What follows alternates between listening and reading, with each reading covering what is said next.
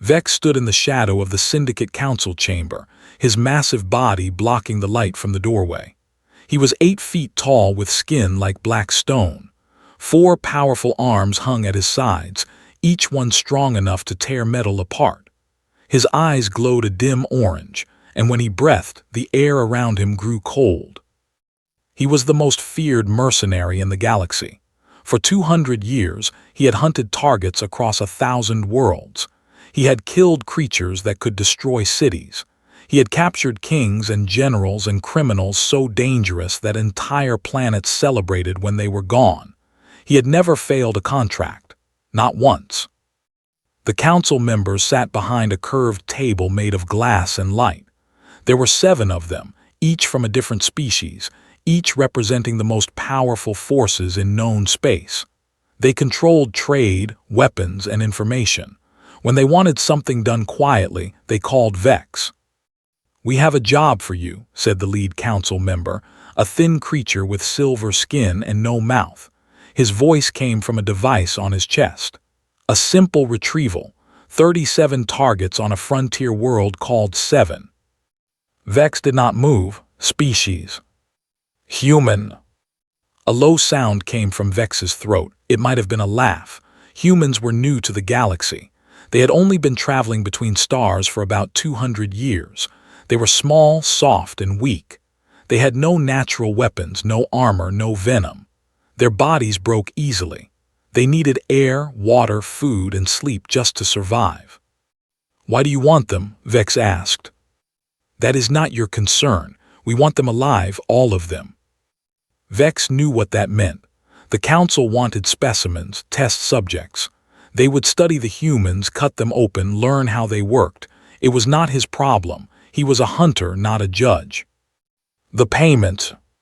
The council member named a number. It was enormous, more than Vex had earned in the last 50 years combined. "Why so much for soft creatures?" Vex asked. "Because we want no mistakes, no witnesses, no records. You will go alone, you will bring them to us, and you will tell no one." Vex considered the offer. The money meant nothing to him. He had more wealth than he could spend in 10 lifetimes, but he was bored. The galaxy had become too easy. Every target was the same. Every hunt ended the same way. Perhaps these humans would provide some small entertainment before he delivered them. "I accept," he said. 3 days later, Vex's ship dropped out of faster-than-light travel near 7. The planet was ugly. Brown and gray clouds covered most of the surface. Volcanic mountains rose from dead plains. The air was thick with ash and poison. Nothing valuable grew there. No one lived there by choice. The human ship had crashed near the northern volcanic ridge. Vex studied the wreckage from orbit. It was a colonial vessel designed to carry families to new worlds. The crash had torn it in half. Emergency signals had stopped broadcasting days ago. Either the humans were dead or they had turned off their beacon to hide. Vex hoped they were hiding. Dead targets were boring. He landed his ship 10 kilometers from the crash site and began his approach on foot. His species did not need vehicles. They could walk for days without rest. They could see in total darkness. They could smell prey from miles away. The human scent reached him within an hour. It was strange, salty, warm, alive. He followed the trail to the crashed ship first. The humans had been busy. They had stripped the vessel of everything useful: power cells, medical supplies, communication equipment, food, water filters. They had taken it all and moved somewhere else. Vex found their tracks leading toward a network of caves near the volcanic ridge. The caves would provide shelter from the planet's harsh weather, a logical choice for prey trying to survive. He counted the footprints, 37 humans, just as the council had said. Some prints were small, probably children. Some were uneven, probably injured. They were moving slowly, carrying heavy loads, easy targets. Vex estimated the hunt would take 3 days. He would find their hiding place, block their exits, and collect them one by one. They had no weapons capable of hurting him. They had no technology that could detect him. They were alone on a hostile world with no hope of rescue. He almost felt sorry for them. As darkness fell over Seven, Vex moved toward the caves. His eyes adjusted instantly to the lack of light. His 4 arms carried weapons, tools, and restraints. His mind was calm and focused. Somewhere ahead, 37 humans huddled in the darkness, probably afraid, probably crying, probably praying to whatever gods their species believed in. They did not know that death was coming for them. They did not know that the most dangerous predator in the galaxy was already hunting them. Vex smiled, showing rows of teeth like broken glass. This would be easy. But deep in those caves, a woman named was not crying. She was not praying. She was standing over a crude map drawn in the dirt, surrounded by 36 other humans who looked at her with trust and determination. "Something is coming," she said quietly. "I can feel it. We need to be ready." Beside her, an engineer named Park nodded. He had not slept in 3 days. His hands were cut and burned from working with broken machinery, but his eyes were sharp. "Let it come," he said. "We are not dying on this rock, not today, not ever." The humans began to prepare. And in the darkness outside, Vex continued his approach, completely unaware that he was walking into the most dangerous hunt of his long and violent life. The caves were deeper than Vex expected. They twisted and turned through the volcanic rock like the veins of some giant sleeping creature. The air was hot and smelled of sulfur. Steam rose from cracks in the ground. It was an unpleasant place, even for someone like Vex who had seen far worse. He moved silently through the tunnels, following the human scent. His thermal vision showed him heat signatures ahead. They were gathered in a large chamber about half a kilometer inside the mountain. He counted them carefully. 37 warm bodies, just as promised. Vex felt a small thrill of anticipation. The hunt was almost over before it had truly begun. He chose a narrow passage that would bring him directly into their camp. His plan was simple. He would appear suddenly, overwhelm them with fear, and begin collecting them before they could organize any resistance. Humans panicked easily. He had seen recordings of them screaming and running from creatures far less frightening than himself. The passage grew. Vex had to turn sideways to fit his massive shoulders through some sections. He did not like confined spaces, but the discomfort would be brief. Soon he would have his prey. His foot touched something on the ground, a thin wire, almost invisible in the darkness. Vex had only a moment to recognize the trap before the explosion hit him. Fire and force slammed into his body. The blast was not powerful enough to kill him. His stone-like skin protected him from the worst of it, but the shockwave threw him backward and the noise was deafening. Rocks fell from the ceiling. Dust filled the air. And then he heard a second sound, a deep cracking noise that came from everywhere at once. The humans had done something to the tunnel walls. They had weakened the stone in specific places. The explosion was just a trigger. The ceiling collapsed. Tons of rock crashed down between Vex and the way he had come. He threw himself forward, barely escaping being crushed. When the dust cleared, he found himself trapped. The passage behind him was completely blocked. His ship was on the other side of that wall of stone. For the first time in many years, Vex felt surprise. He stood in the darkness, listening. Somewhere deeper in the caves, he could hear the humans moving. They were not panicking. They were not screaming.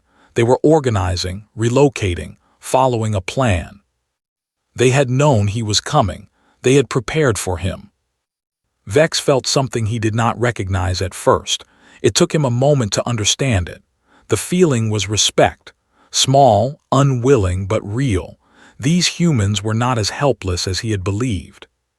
He pushed forward into the caves. The collapsed tunnel had cut off his retreat, but he could still reach his prey. He was stronger, faster, and more dangerous than any human. One clever trap would not save them. But as he moved deeper, he found more surprises. The main chamber where the humans had been gathered was empty. They had left behind only cold ashes and scattered debris. They had moved in perfect silence, taking everything with them. Vex searched for tracks but found only confusion.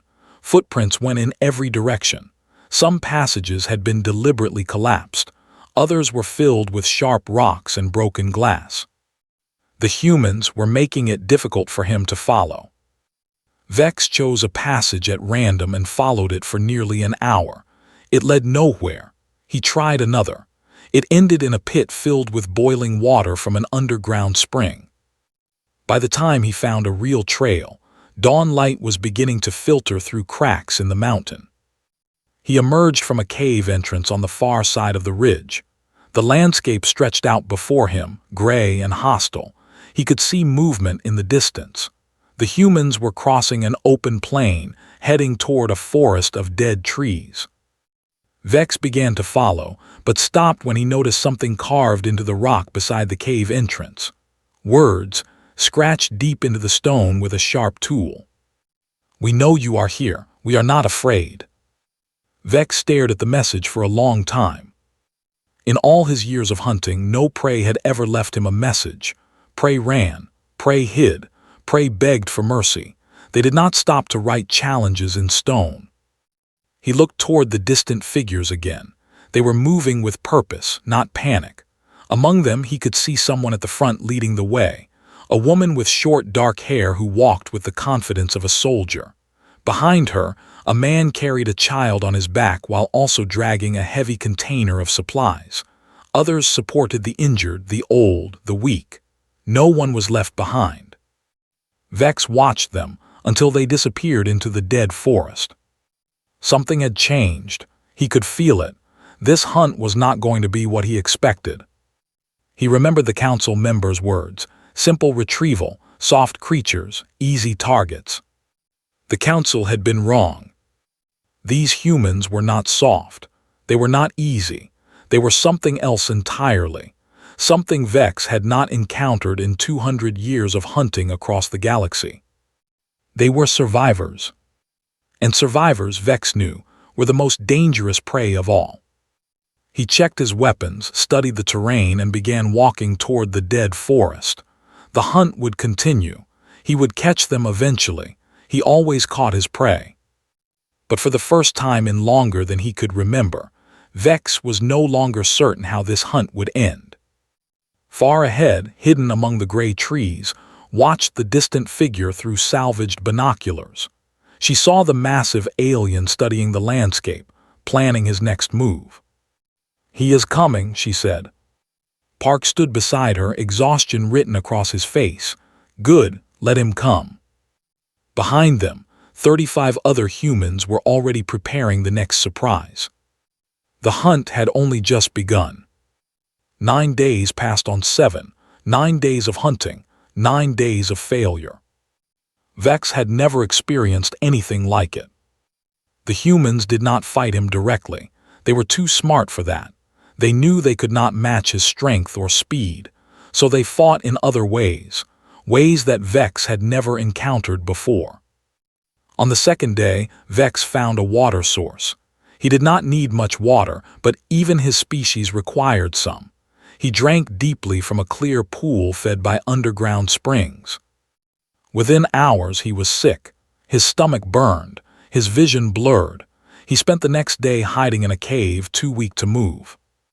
The humans had poisoned the water, not with technology, but with plants.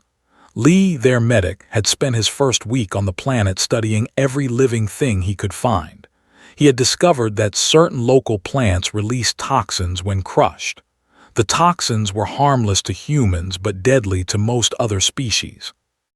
They had poisoned every water source within 10 kilometers of their camp. On the fourth day, Vex tracked the humans to a narrow canyon. He moved carefully this time, checking for traps. He found none.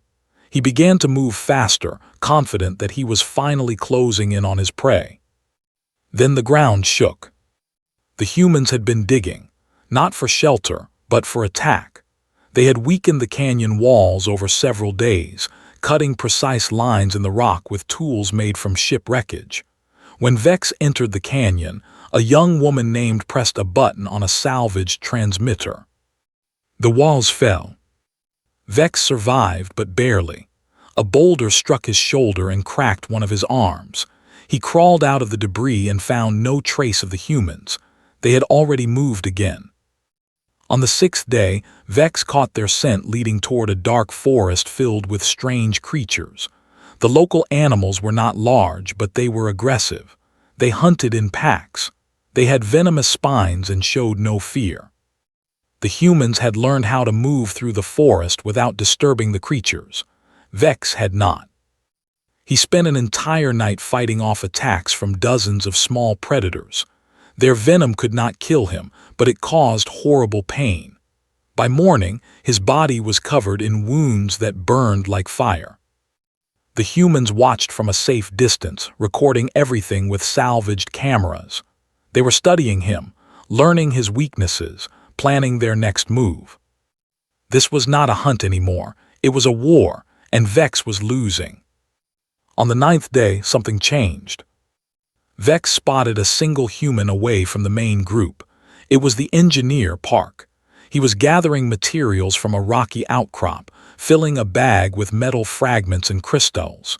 He was alone. Vex moved like a shadow. He was exhausted, wounded, and angry, but he was still fast. He crossed the distance in seconds, appearing suddenly between and any escape route. The human did not run. Stood still, the bag of materials at his feet. He looked up at Vex with calm eyes. No fear, no panic, just a quiet acceptance of what was about to happen. "You can take me," said. His voice was steady. "I will not fight you. My body cannot match yours." Vex stepped closer. His 3 working arms reached for the human. "But I want you to understand something," continued. "If you take me, my people will not stop. They will hunt you. Not today, not tomorrow, maybe not even this year, but they will never stop." Vex paused. "They are weak. They cannot hurt me." "We have hurt you already," said simply. "And we are just 37 people with broken equipment and no weapons. Imagine what our species will do when they hear what happened here. Imagine 1 billion humans, all of them angry, all of them hunting you. Your species cannot reach this far into space." "Not yet," smiled. It was a tired smile, but genuine. "But we learn fast. That is what we do. We are not the strongest species. We are not the fastest. We do not have claws or venom or armor, but we remember, and we never ever give up." Vex hesitated. He had heard these kinds of words before from other prey. They were usually lies, desperate attempts to delay death. But was not desperate. He was not lying. He was simply stating facts. A signal flare exploded overhead, filling the gray sky with red light. Vex looked up instinctively. When he looked back down, was already running. The human dove into a narrow crack in the rocks, a space far too small for Vex to follow. More flares lit up across the landscape. The other humans were signaling their positions. They had seen Vex attack their friend. They had come to help.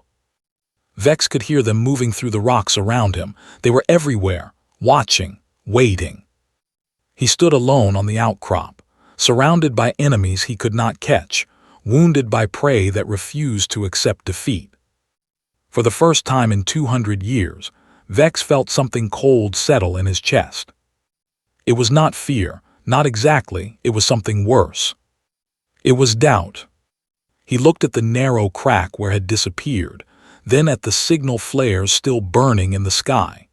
Somewhere out there, 37 humans were preparing their next surprise. Vex turned and walked away, not in pursuit, not in retreat. He needed to think. These creatures were unlike anything he had ever hunted. They were weak, but they did not act weak. They were dying, but they did not accept death. They were prey, but they fought like predators. What were these humans? The question burned in his mind as he disappeared into the gray landscape. Behind him, Park crawled out of his hiding place and looked up at the red flares still glowing in the sky. "Thank you," he whispered to his people. Then he picked up his bag of materials and began walking back to camp. There was still work to do. There was always work to do. On the 11th day, Vex did something he had never done before in 200 years of hunting. He surrendered. Not completely. He did not throw down his weapons or offer himself as a prisoner, but he approached the human camp openly, walking in plain sight, his weapons holstered at his sides. He raised his 4 arms, showing empty hands, the universal gesture of peace. The humans saw him coming from a kilometer away. Their salvaged drones tracked his approach.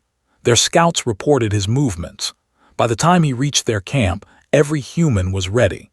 Some held crude weapons made from ship debris. Others stood near traps that could be triggered in seconds. Children had been moved to safe locations deeper in the caves. Walked out to meet him. She was shorter than his waist, thin from weeks of limited food, with dark circles under her eyes from lack of sleep. But she stood straight and looked up at him without fear. "You want to talk," she said. It was not a question. Vex nodded slowly. "I want to understand." Studied him for a long moment. Then she turned and walked back toward the camp. "Follow me. Try anything and you will die. You know we can hurt you now." Vex followed. The camp was crude but organized. The humans had built shelters from ship wreckage and local materials. They had created a water purification system, a medical area, and even a small school where children were learning to read from salvaged data tablets. Everyone had a job. Everyone was working. They brought Vex to a central area where a fire burned in a pit lined with stones. The humans gathered around, keeping their distance but watching with curious eyes. Some looked afraid. Others looked angry. A few looked almost as tired as Vex felt. "Ask your questions," said. Vex sat down slowly, his massive body making the ground shake slightly. He looked around at the humans, studying each face. "Why do you fight so hard?" he asked. "You cannot win. Even if you kill me, more hunters will come. The syndicate will never stop. You could surrender. I was ordered to take you alive. You would survive." "Survive for what?" replied. "We know what the syndicate does to specimens. They would cut us open, study our bodies, test weapons on us, use our children for experiments." She shook her head. "Living in a cage is not surviving. It is waiting to die slowly." "Death is death," Vex said. "What does it matter if it comes quickly or slowly?" A man stepped forward. It was Lee, the medic. His hands were stained with medicine and dirt. His clothes were torn and patched. "It matters because of what we leave behind," he said. "I had a family once, a wife, 2 sons. The syndicate raided our colony 7 years ago. They took everyone. I never saw my family again." His voice cracked, but he continued. "I survived because I was away when the raid happened. I have spent every day since then trying to save others. If I die here, I want to die protecting these people, not screaming in some laboratory." Vex was silent. He had never thought about death that way. His species did not form attachments. They did not protect each other. The weak were abandoned. The strong survived. That was the natural order. "What about you?" he asked, pointing at Park. "Why do you fight?" Smiled sadly. "I have a daughter on Earth. She is 12 years old. When we left on this mission, I promised her I would come home." He paused. "I intend to keep that promise." "A promise to a child," Vex said. "That is why you have not slept in days, why you work until your hands bleed, why you keep building machines from broken parts." "Yes, that is foolish." Shrugged. "Maybe, but she is waiting for me, and I will not disappoint her." Vex turned to the youngest adult in the group, sat near the edge of the circle, her eyes fixed on a data tablet. She was thin and pale, barely more than a child herself. "And you," Vex asked, "what is your reason?" Looked up, her eyes were sharp despite her tired face. "I was the youngest pilot in my academy. Everyone said I would fail. My teachers, my classmates, even my own parents. They said I was too small, too young, too emotional." She stood up slowly. "I fly the drones that have been tracking you. I designed the communication system that keeps us connected. I found the water sources and the safe paths. She took a step toward Vex. I am not fighting because of a promise or revenge. I am fighting because everyone told me I could not, and I want to prove them wrong. Vex looked around the circle again. He saw an old woman teaching children to count. He saw a man with one arm cooking food over the fire. He saw teenagers standing guard with weapons too big for their hands. He saw injured people helping those more injured than themselves. These were not warriors. They were farmers and teachers and engineers. They were poets and doctors and cooks. They were ordinary people from an ordinary species. And they were winning. I have hunted for 200 years, Vex said quietly. I have killed creatures that could destroy cities. I have captured kings and criminals and monsters. I thought humans were weak. He looked at. I was wrong. The fire crackled in the silence that followed. What will you do now? Asked. Vex did not answer immediately.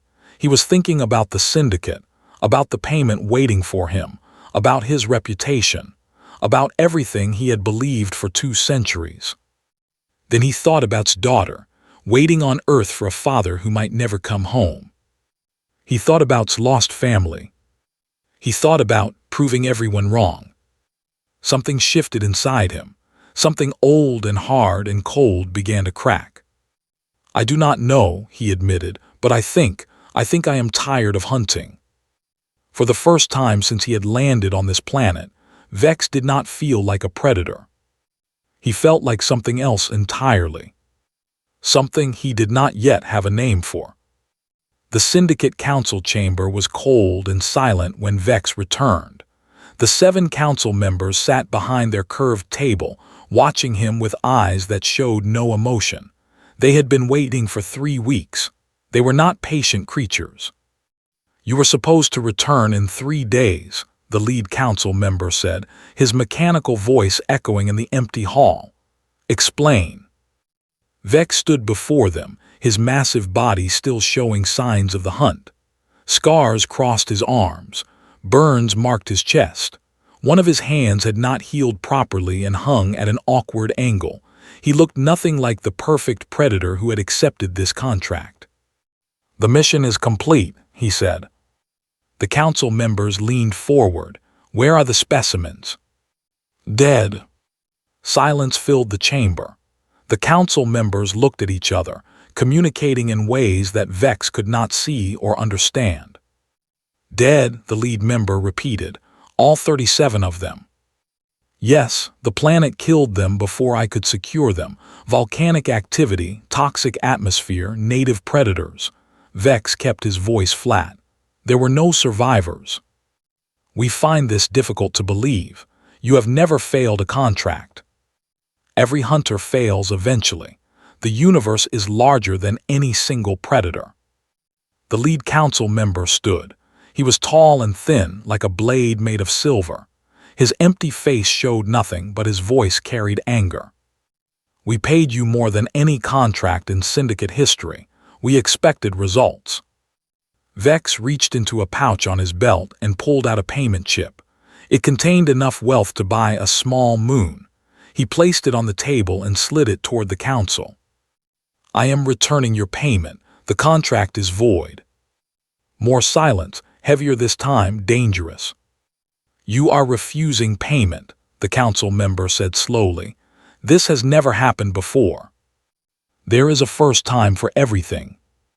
We do not accept this. You will return to 7. You will verify the deaths. You will bring us proof. Vex did not move. No. The council members shifted in their seats. Guards around the edges of the chamber raised their weapons. The air grew tense with the promise of violence. You would threaten us, the lead member asked. You would refuse the syndicate council. I am not threatening anyone.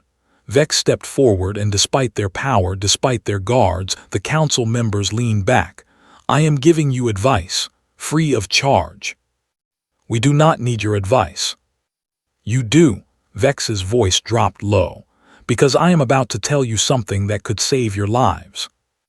He looked at each council member in turn, meeting their eyes, letting them see something new in his ancient face, something they had never seen before, something that looked almost like fear. "I have hunted across this galaxy for 200 years, he said. "I have killed creatures that would make your nightmares weep. I have faced monsters that could tear apart starships with their bare hands. I have walked on worlds so dangerous that entire species refused to land on them." He paused. "I have never known fear, until now." The council members were perfectly still. "Those humans you wanted me to capture, they were not warriors. They were farmers, teachers, children.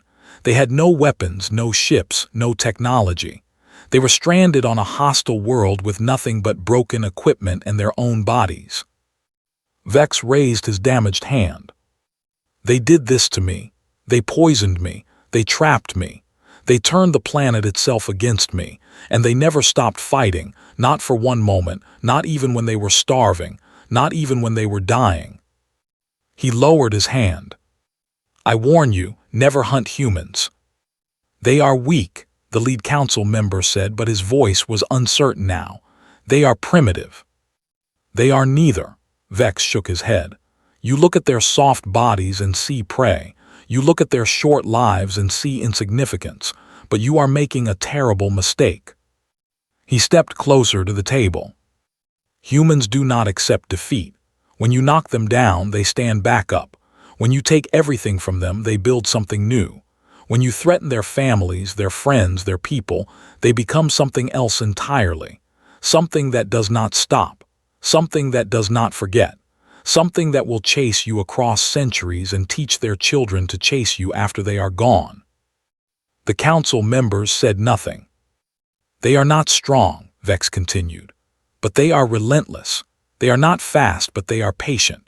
They are not dangerous alone, but together they are unstoppable. You can kill one human and 10 more will come. You can kill 10 and 100 will come. You can destroy their worlds and they will survive in the darkness between stars, building new worlds, raising new generations, all of them remembering what you did." He turned toward the door. "Hunt them if you want. Send your armies, send your assassins, send every weapon you have." He stopped at the doorway and looked back. "But I warn you, one day those humans will come for you, and when they do, they will not stop until everything you have built is ash. Not because they are evil, not because they are cruel, but because that is what humans do. They survive, they remember, and they never ever forgive." Vex walked out of the chamber and did not look back. Behind him, the council members sat in silence, each one thinking about the hunter's words, each one feeling something cold settle in their chest. Fear. Far across the galaxy, on a gray and hostile world called Seven, a signal finally reached its destination. Earth's fleet had received the emergency beacon that Park had spent 3 weeks building from broken parts and desperate hope. Rescue ships were already on their way. Stood on a ridge overlooking the plain where they had crashed so many weeks ago. The sky was still gray. The air still smelled of sulfur. But today, for the first time, he saw something bright on the horizon. Ships, coming down through the clouds like silver angels. Stood beside him, tears streaming down her face. Lee was helping the injured gather their belongings, was counting heads, making sure no one was left behind. All 37 humans had survived. "We made it," whispered. Nodded, his hands were, his body was exhausted, but his heart was full. "We made it," he agreed. Somewhere out there, a monster had learned to respect humanity. Somewhere out there, a predator had become something new.